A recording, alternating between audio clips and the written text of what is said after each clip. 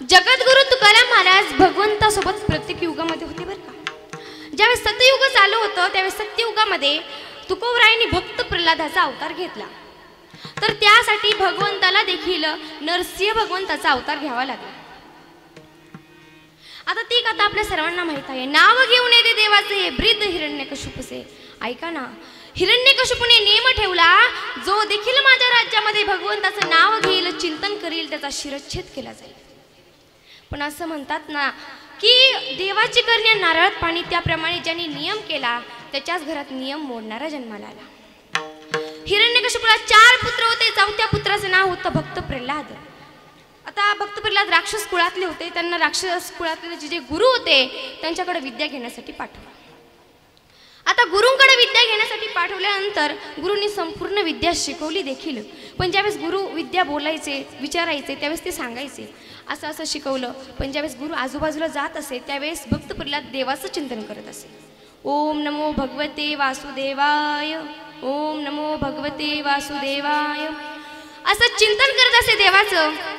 पण गुरुला वाटलं त्याची विद्या पूर्ण झाली, आपण ह्याला राजाकडे घेऊन जाऊ आणि काहीतरी बक्षीस मिळू. त्या हेतूने तो गेला. गेल्यानंतर हिरण्यकशिपूने भक्त प्रल्हादाला पाहिलं, विचारलं, प्रल्हादा बाळा काय शिकलास तू? त्यावेळेस भक्त प्रल्हाद म्हणतात, बाबा माणसाने जीवनामध्ये भक्ती करावी, 9 प्रकारची भक्ती करावी.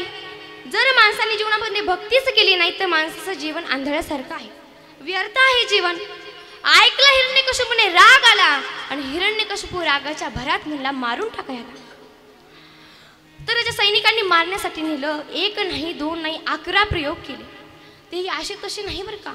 हत्तीच्या पायाखाली दिलं, गरम तेलाच्या कडीत सोडलं, उंच ठिकाणाहून कडेलोट केला, धारदार शस्त्राने अंगावरती वार देखील केले, अनेक प्रयोग केले. पण भक्त प्रल्हादाला काहीच झालं नाही. शेवटी गुरुंना दया आली. गुरु म्हणाले, राजा मी याला घेऊन जातो, विद्या शिकवतो, पुन्हा वापस आणतो, पण तुम्ही काय त्याला मारू नका.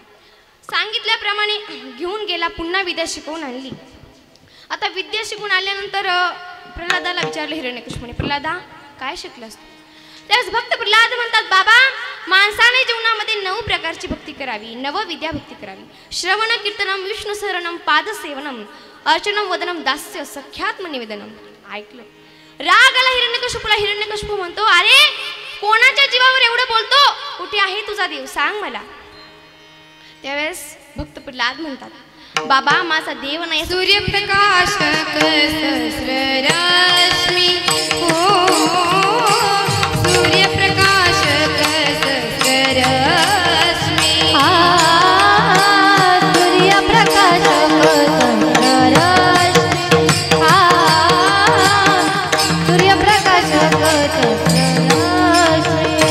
सर्व घटी राम देहादेही, ओ सर्व घटी राम देहादेही, सर्व घटी राम देहादेही, सर्व घटी राम देहादेही, सूर्यप्रकाश सहस्ररश्मी, ओ सूर्यप्रकाश सहस्ररश्मी,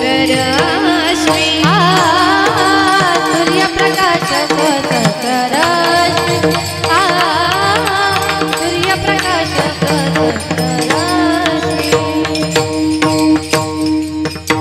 विठ्ठल जळी सळी भरला, रीता ठाव नाही उरला, आज म्या दृष्टीने पाहिला, विठ्ठलची विठ्ठल, विठ्ठल विठ्ठली भरला, रीता ठाव नाही उरला, आज म्या दृष्टीने पाहिला, विठ्ठलची विठ्ठल.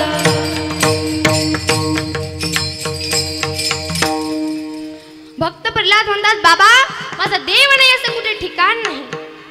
हिरण्यकशिपू म्हणतो, या खांबात तुझा देव आहे का? भक्त प्रल्हाद म्हणतात, हो या खांबात देखील माझा देव आहे. हिरण्यकशिपू रागामध्ये जातो, त्या खांबावरती लाथ मारतो. स्तंभी नारायण प्रगटला, स्तंभी नारायण प्रगटला,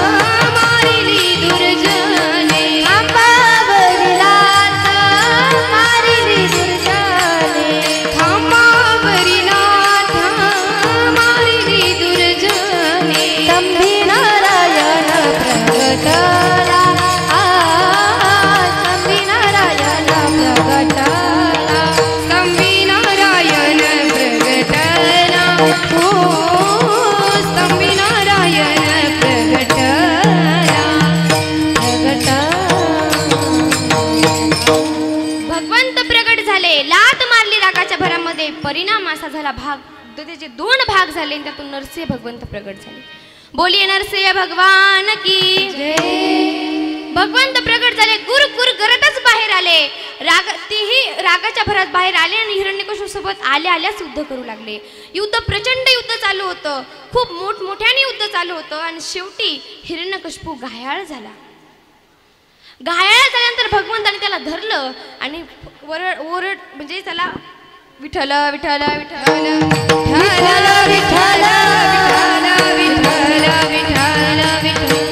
त्याला ओढत उंबरठ्याजवळ आणलं. आता त्याला उंबरठ्याजवळ आणल्यानंतर हिरण्यकश्यपूला माहिती आपण मरणार आहोत, तरी पण हसतोय. भगवंत तो हसतोय, म्हणतोय भगवंता मी मरू शकत नाही, मला मरण नाही. भगवंत म्हणतात का? म्हणतो मला माणसाकून मरण नाही, मला पशुकून मरण नाही. भगवंत म्हणतात नीट बघ, म्हणतात नीट बघ, मी माणूसही नाही पशुही नाही, माझा धड माणसाचा आहे आणि शिर सिंहाचा आहे, म्हणून मी नरसिंह आहे. म्हणे तुम्ही मला मारू शकत नाही. भगवंत म्हणतात का? म्हणे मला घराच्या आत मरण नाही, घराच्या बाहेर मरण नाही. भगवंत म्हणतात नीट बघ, मी तुला उंबरठ्यावर आणलंय आणि उंबरठा ही अशी जागा आहे ती कधी घराच्या बाहेरही नसते, घराच्या आतमध्येही नसते. म्हणून कधीच उंबरठ्यापासून केस विसरू नये, कोणाची निंदा करू नये, वाईट अपशब्द बोलू नये, डोक्यातले प्राणी मारू नये, कारण ते नरसिंह भगवंताचं वास्तव्य असतं. जर आपण रोज उंबरठ्याची पूजा केली तर घरात येणारा प्रत्येक व्यक्ती चांगले विचार घेऊन येतो आणि घरातून प्रत्येक जाणारा बाहेर व्यक्ती चांगले विचार घेऊन जातो. म्हणजे तिथे नरसिंह भगवंताचं वास्तव्य असतं. पुन्हा तो म्हणतो भगवंता तुम्ही मला मारू शकत नाही. भगवंत म्हणतात का? म्हणे मला शस्त्राने मरण नाही, मला अस्त्राने मरण नाही. भगवंत म्हणतात मी तुला माझ्या नखाने फाडील. म्हणे भगवंता तुम्ही मला मारूच शकत नाही. भगवंत म्हणे का? म्हणे मला सकाळी मरण नाही, मला रात्री मरण नाही. भगवंत म्हणतात नीट बघ, आता बाहेर संध्याकाळ आहे. म्हणे भगवंता तुम्ही मला मारू शकत नाही. भगवंत म्हणतात का? तो म्हणतो मला आद्यंतर मरण नाही, मला जमिनीवर मरण नाही. भगवंत म्हणतात मी तुला माझ्या मांडीवर घेतले. तो म्हणतो भगवंता तुम्ही मला मारूच शकत नाही. भगवंत म्हणतात का? म्हणे मला 12 महिन्यापैकी एकाही महिन्यात मरण नाही. भगवंत म्हणतात अधिक मास 13 महिना खास तुझ्यासाठी बनवलाय आणि त्याच्या पोटात नख घालतात, तर त्याचं पोट फाडतात आणि हिरण्यकश्यपूचा अंत होतो. मला सांगायचं काय तर भक्त प्रल्हादासाठी भगवंतानी कोणता अवतार धारण केला? नरसिंह अवतार धारण केला. त्रेतायुगामध्ये ज्यावेळेस भगवंत राम झाले त्यावेळेस तुकोबराय अंगद झाले. ज्यावेळेस द्वापार युग होतं त्यावेळेस द्वापार युगामध्ये कृष्ण झाले भगवंत, तर त्यावेळेस तुकोबराय उद्धव झाले. आणि या चालू असणाऱ्या कलियुगामध्ये भगवंत श्री विठ्ठल झाले, तर तुकोबरायांनी संत नामदेवाचा अवतार. जगद्गुरु तुका अवतार नामया, जगद्गुरु तुका अवतार नामया, हो जगद्गुरु तुका अवतार नामयाचा, जगद्गुरु तुका अवतार नामयाचा. सांप्रदाय सगळ्यांचा इथोनिया, सांप्रदाय सगळ्यांचा इथोनिया, जगद्गुरु तुका अवतार नामयाचा, जगद्गुरु तुका अवतार नामयाचा, जगद्गुरु तुका अवतार नामयाचा, जगद्गुरु तुका अवतार नामयाचा, अवतार नामयाचा. जगद्गुरु तुका अवतार नामयाचा संप्रदाय सकळांचा इथून या. अहो संत नामदेवांचा अवतार घेतला पण भक्ती करून पोट भरलं नाही म्हणून जगद्गुरु तुकोबरायांचा अवतार घेतला. काय शिकवला अवतार घेऊन? 4432 अभंगाचा गाथा रचून दिला. नीती धर्म शास्त्र शिकवलं. अहो एवढंच नाही, आपल्याला गुरु कळत नाही, संत कळत नाही, ते आपल्याला समजावून दिलं. आणि तीच कमी थोडं ज्ञान देणारा आजचा अभंग की प्रारब्ध किती बलत्कार आहे. जगद्गुरु तुकोबराय सांगतात की एक वेळेस सावली साथ सोडे बघ का, सावली साथ सोडते पण प्रारब्ध आपली साथ कधीच सोडत नाही. ते कायम आपल्या सोबत असतं. आपलं नशीब, आपलं प्रारब्ध ज्याप्रमाणे आपण रोज जगतो त्याप्रमाणे आपल्या जीवनामध्ये ज्या अनुकूल प्रतिकूल परिस्थिती घडतात तेच महाराज अभंगाच्या प्रथम चरणात. जेथे जावे तेथे कपाळ सरीसे जेथे जावे तेथे कपाळ सरीसे जेथे जावे तेथे कपाळ सरीसे जेथे जावे तेथे कपाळ सरीसे लाभतो विशेषे संत संगी लाभतो विशेषे संत संगी पूर्व पुण्य जारी होती सानुकूल पूर्व पुण्य जारी होती सानुकूल पूर्व पुण्य जारी होती सानुकूल पूर्व पुण्य जारी होती सानुकूल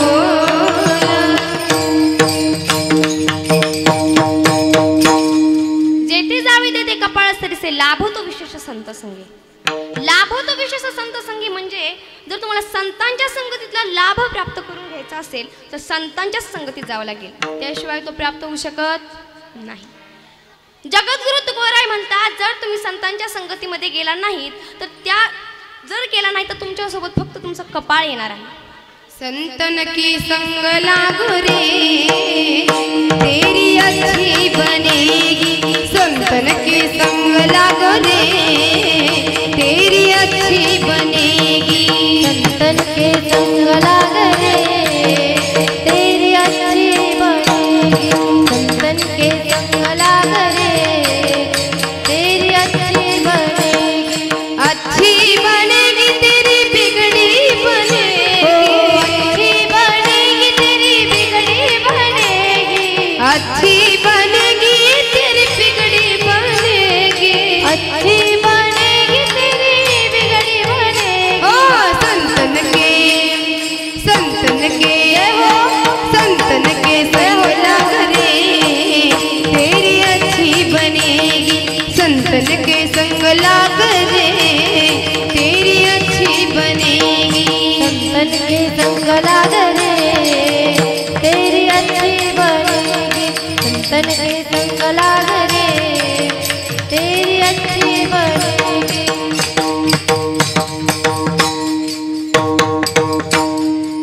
आपल्याला संतांच्या संगतीमध्ये जावं लागेल. आता यामध्ये विशेष काय माहिती का, वैशिष्ट्य काय असेल तर कपाळ. कपाळ आपल्या शरीराचा एक भाग आहे म्हणून आपण जिथं जाऊ तिथं आपल्यासोबत कपाळ येणारच आहे. पण बघा संत जी भाषा वापरतात ती परिभाषिक असते, म्हणजे तो वाचार्थ लागत नाही, त्या लक्षार्थ लावा लागतो. तुम्हाला सांगायचं काय, मला 2 सासू सुनाचं जोडपं होतं. एवढं छान जोडपं होतं, सुनेला काहीच काम करून देत नव्हती. एक दिवस पाहुणे आले घरी, सासूने खूप सुंदर स्वयंपाक बनवला, खूप सुंदर एवढा छान स्वयंपाक बनवला. स्वयंपाक बनवल्यानंतर पाहुणे जेवायला देखील बसले. आमटी, गुळवणी, भात, कुरडई सगळं ठेवलं, जेवण पण चालू झालं. पण परत लक्षात आलं की आपण पापडच भाजला नाही. आता आपण इथं जेवण वाढतोय पण मग आता पापड कोण भाजीत, म्हणून सुनेला काम सांगितलं, सुनबाई डब्यातले पापड काढ आणि भाजीत बस. आता सांगितल्याप्रमाणे सुनेनं पण डब्यातले पापड काढले आणि जवळ शेत होतं त्या शेतात जाऊन बसली. तिथं शिपुसुक्याची भाजी लावली, त्या भाजीत जाऊन बसली.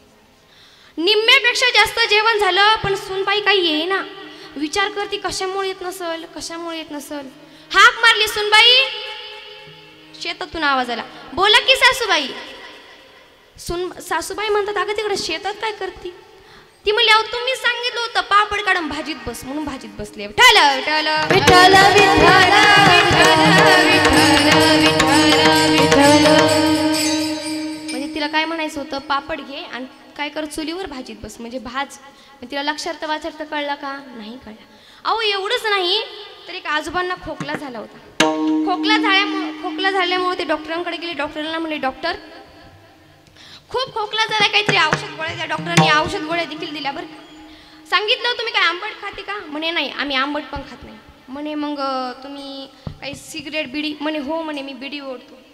बिडी ओढतो म्हणल्यानंतर डॉक्टर म्हणाले, हे बघा सकाळ संध्याकाळ गोळ्या खा पण बिडीपासून काही दिवस लांबच राहा. म्हणे ठीक आहे. घरी आल्यानंतर सकाळ संध्याकाळ गोळ्या औषध खाल्ल्यानं दुसऱ्या दिवशी अंगणात जाऊन बसले आणि एका बाजूला मोठी फुकारी घेतली, एका बाजूला बिडीचा बंडल आणि एका बाजूला ते फुकतेत बिडी. त्यावेळेस एक बाई चालली होती. बाई म्हणली, अहो आजोबा काय प्रकार आहे?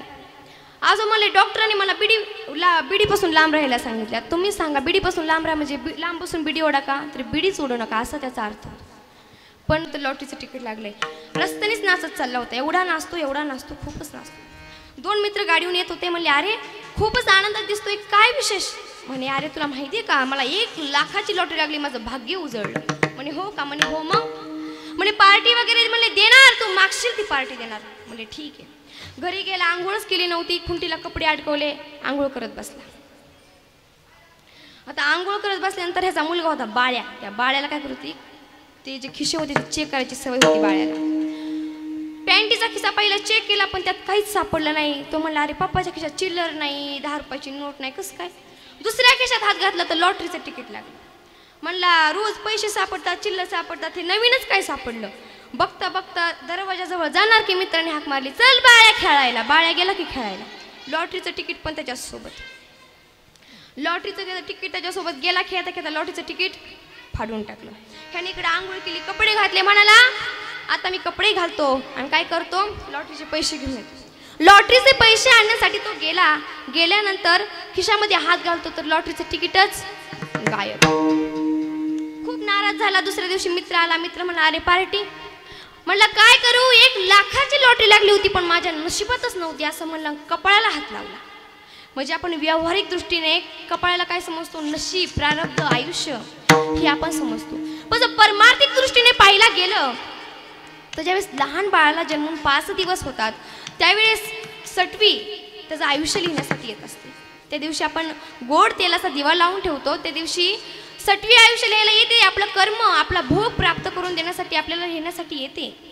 मग तो कितीही कोणी जरी पुसण्याचा प्रयत्न केला तरी तो कोणालाच पुसता येत नाही. ज्याप्रमाणे आपल्या जीवनामध्ये आपलं प्रारब्ध लिहिलंय ते आपल्याला भोगावंच लागतं. ते आपल्याला काय करावं लागतं, त्याचा लाभ जो आहे तो प्राप्त करून घ्यावाच लागतो.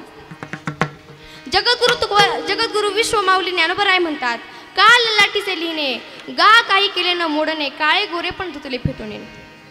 विश्वमाऊली ज्ञानोबराय म्हणतात की जे सटवीने लिहिलंय ते कधी मोडता येणार नाही.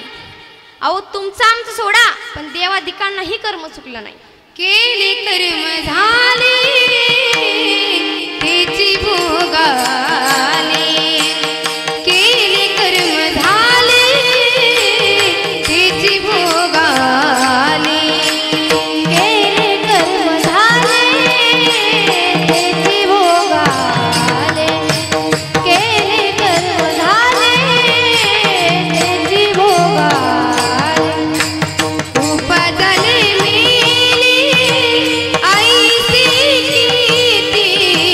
उपजले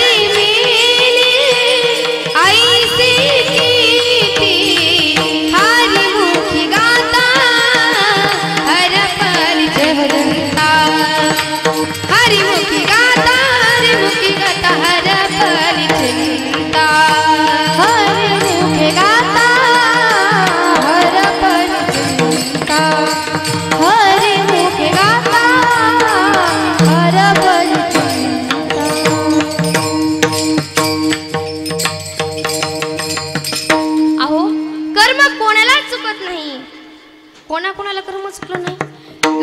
युधिष्ठिर राजा असेल, नळ राजा असेल, त्यानंतर जगाचा बाप परमपिता परमेश्वर प्रभू रामचंद्र, त्यांना देखील कर्म चुकलं नाही. त्यांना देखील कर्माचा प्रतिकार करावा लागला.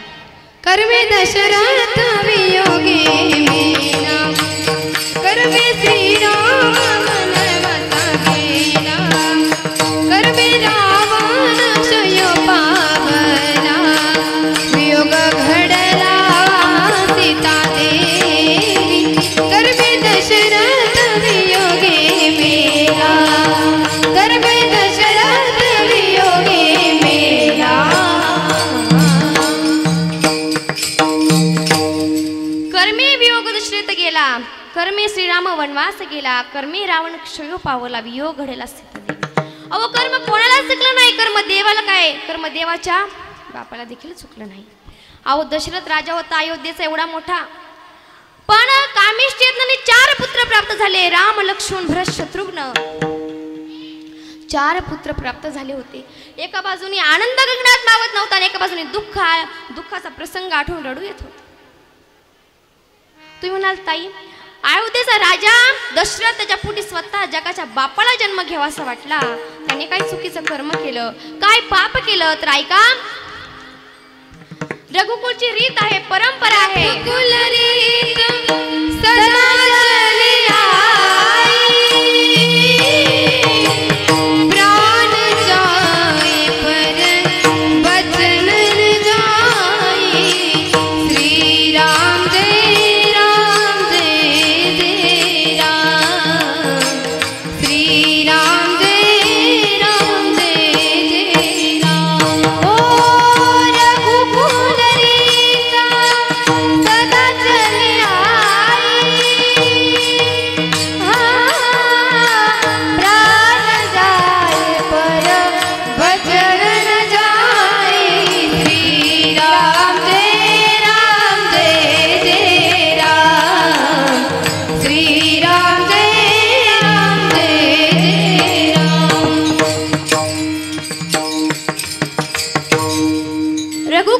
सदा चली आये, प्राण जाय पर वचन न जाय, अशी रीत होती. अहो ती कथा आहे श्रावण बाळाची. ऐका ना, खूप दुःखाचा प्रसंग आहे, लक्षपूर्वक ऐका. श्रावण बाळ नावाचा एक मुलगा होता. त्याचे आईवडील खूप आंधळे होते. खूप आईवडिलांची श्रद्धेनं निष्ठेनं सेवा करायचा, खूप सेवा करायचा हो आईवडिलांची. आईवडिलांची तीव्र इच्छा झाली काशीला जायची. म्हणतात, बाळा बाळा आम्हाला काशीला जायचं आहे रे. तो म्हणतो, आपले आईवडील तांदळे आहेत ना, आपण तरी त्यांना घेऊन जावं. त्या हेतूने तो आपल्या आईवडिलांना काशीला नेण्यासाठी निघतो. रस्त्याने जात असतो, सायंकाळची वेळ असते, तहान लागते. श्रावण बाळाला म्हणतो, बाबा आई तुम्ही इथेच बसा, मी काय करतो पाणी घेऊन येतो. आणि एका बाजूला अयोध्येचा राजा दशरथ दिवसभर शिकार शोधतोय, पण शिकार सापडत नाही. कंटाळून म्हणतो, आता नगरात वापस जावं. पण जर नदीच्या कडेला कोणी पाणी पिण्यासाठी आले असेल तर, या हेतूने तोही जातो. इकडे श्रावण बाळाने इकडे आईवडिलांना बसवून पाणी आणण्यासाठी जातो. इकडे दशरथ बाण धरून बसलेला असतो. श्रावण बाळ जातो, झाऱ्याने पाणी घेणार, पाण्याचा आवाज खळखळ होतो. दशरथ बाण सोडतो आणि श्रावण बाळाचा मृत्यू होतो. रडतो खूप रक्त जातं. दशरथाला कळतं की हा कोणी प्राणी नाही, तर हा कोण आहे, एक मनुष्य आहे. दशरथ जातो, पण दशरथ काही बोलण्याच्या आधीच श्रावण बाळ म्हणतो, माझी चिंता करू नका. खूप रक्त जात होतं श्रावण बाळाचं, पण दशरथ म्हणतो, तुला लागलं का? माझ्याकडून चुकून तुझा वध झाला, मला वाटलं प्राणी आहे. तो म्हणतो, पण तुम्ही माझी चिंता करू नका, माझे आईवडील तिथे बसलेले आहेत, त्या आईवडिलांना माझ्या पाणी पाजून. झाऱ्यातलं पाणी घेऊन जातात. खूप उशीर झालेला असतो. आईला चिंता पडते. ज्या वेळेस दशरथ राजा आईच्या हातात पाणी देतो, त्यावेळेस आई म्हणते, अरे बाळा काय एवढा उशीर झाला रे, तुला सांग ना मला का उशीर झाला? नदी खूप लांब होती का पाणी लांब होतं? नाही आणायचं पाणी, नसतो पिलो आम्ही पाणी. किती अंधार झाला आहे, कशाला गेला रे? पण दशरथ राजाला वाटलं, जर आपण ह्या मातीला सांगितलं खरं काय तर मातीला वाईट वाटेल. सांगत नव्हते दशरथ राजा, पण प्रश्नावर प्रश्न दुःख होत होतं दशरथ राजाला, राहवलं नाही. दशरथ राजा म्हणतो, माते मी तुझा पुत्र श्रावण बाळ नाही का माते? चुकून माझ्या हातून तुझ्या बाळाचा वध झाला माते, मला माफ कर. राग येतो, वाईट होतं. खूप मोठ्याने रडते माता. म्हणते, अरे एकच पुत्र होता आम्हाला, आमच्या आंधळ्या पांगळ्यांना तू सांभाळत होता आणि तू त्याचा देखील वध केलास. मी तुला श्राप देते, तुझ्या अंतकाळी, तुझ्या मरणाच्या वेळी तुझा एक देखील पुत्र तुला पाणी पाजण्यासाठी नसेल. मला सांगायचं काय आहे की बघा, कर्म कोणाला चुकत नाही, देवाला देखील कर्म चुकलं नाही हो. भोगतो ना घडे संगीता वाचोनी, भोगतो ना घडे संगीता वाचोनी, भोगतो ना घडे संगीता वाचोनी, भोगतो ना घडे संगीता वाचोनी. करावे ते मारी समाधान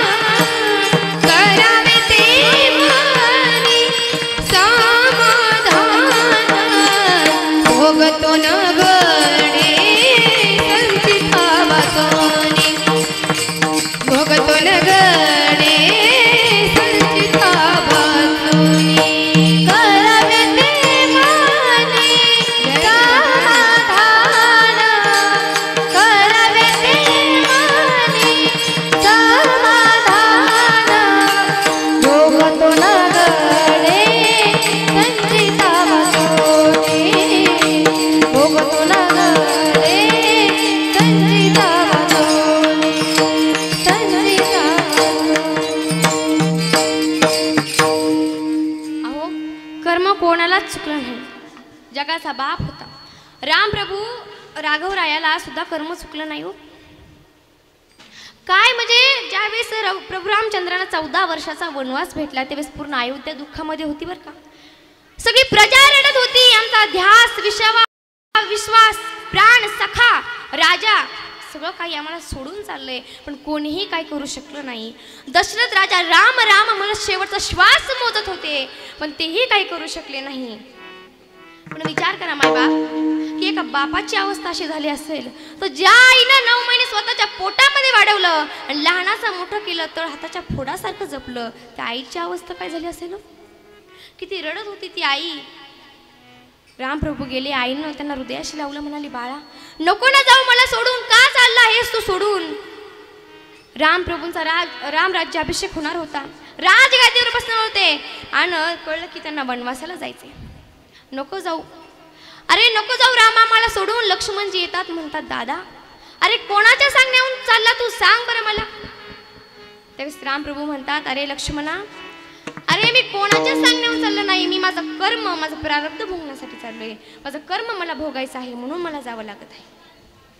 बघा कर्मे रावण क्षयो पावला. मला तुम्हाला सांगायचं काय आहे की रावणाला सुद्धा कर्मामुळे एवढ्या मोठ्या सोन्याच्या लंकेचा दैव जात दुःखे भरता दोष ना कुणाचा पराधीन आहे जगती पुत्र मानवाचा दोष ना कुणाचा पराधीन आहे जगती पुत्र मानवाचा दोष ना कुणाचा माय कैकईला दोषी नवे दोषितात राजत्याग काननयाचा सर्व कर्मदात खेळ चालला से माझ्या पूर्वसंचिताचा पराधीन आहे जगती पुत्र मानवाचा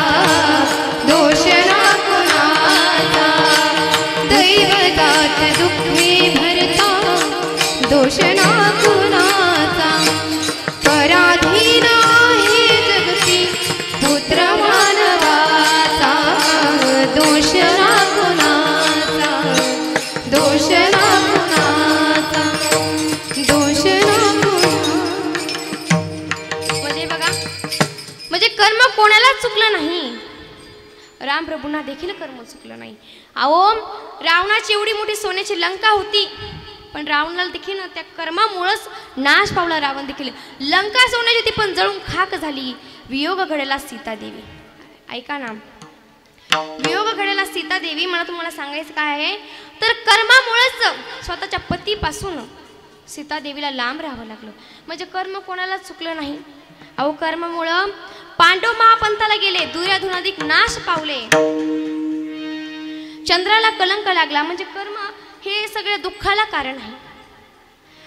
तुम्ही सांगा बरं कर्म कोणाला चुकलंय, कोणालाच चुकलं नाही.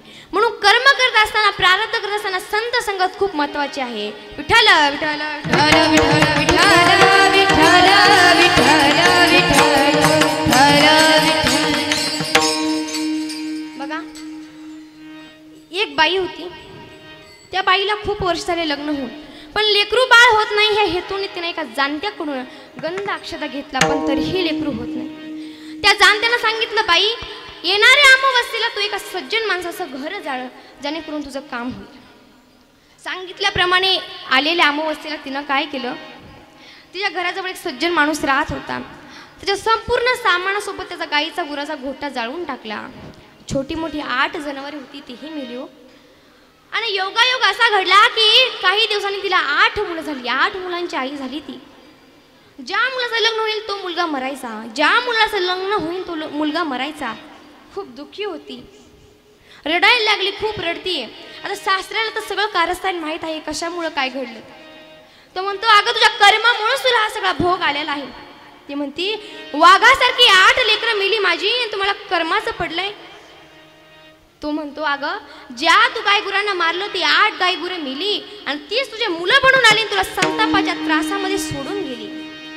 म्हणजे बघा, कर्म कोणाला चुकलो? जगी जीवनाचे सार घ्यावे जाणून सत्वर, जैसे ज्याचे कर्म तैसे फळ देतो रे ईश्वर, जैसे ज्याचे कर्म तैसे फळ देतो रे ईश्वर. क्षणिक सुखासाठी आपुल्या कोणी होतो नीती भ्रष्ट, कोणी त्यागे जीवन आपुले जगी गगी करण्या भ्रष्ट. अंत प्रकृता भरण्याला देह करीने काही आता भोगितो नंतर, जैसे ज्याचे कर्म तैसे फळ देतो रे ईश्वर, जैसे ज्याचे कर्म तैसे फळ देतो रे ईश्वर. म्हणजे बघा, संतांची संगत केली पाहिजे, संतांच्या संगतीमध्येच तो लाभ प्राप्त होतो. नाहीतर त्या व्यतिरिक्त आपल्यासोबत फक्त आपलं कपाळ येतं, आपलं नशीब येतं, आपलं प्रारब्ध येतं. जर आपण संतांची संगत केली तर आपला उद्धार होतो, कल्याण होतं. अहो, संतांच्या जर चरण स्पर्श झाला तरी मुक्तता प्राप्त होते. संत जीवनात आले तरी जीवनाचा उद्धार होतो. संत आपल्यासाठी अनेक गोष्टी करून जातात, पुण्याच्या गोष्टी करून जातात. पण तुम्ही म्हणाल, ताई तर संत आपल्या जीवनामध्ये भेटणार कसे? ते भेटतात कधी, कशाच्या जोरावर भेटतात? तेच तुकाराम अभंगाच्या 2य चरणात सांगतो. पूर्व पुण्य जरी होती सानुकूळ, पूर्व पुण्य जरी होती सानुकूळ, हो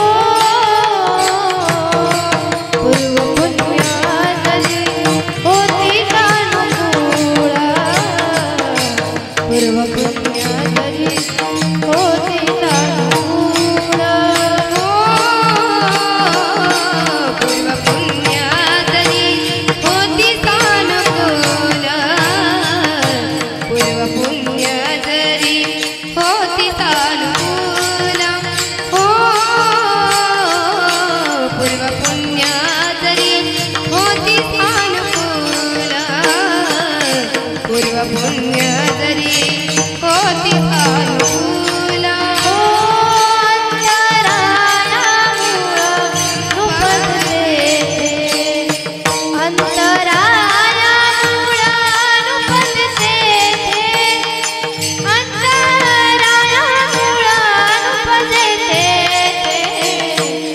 पूर्व पुण्य जरी होती सानुकूळ, पूर्व पुण्य होती सानुकूळ.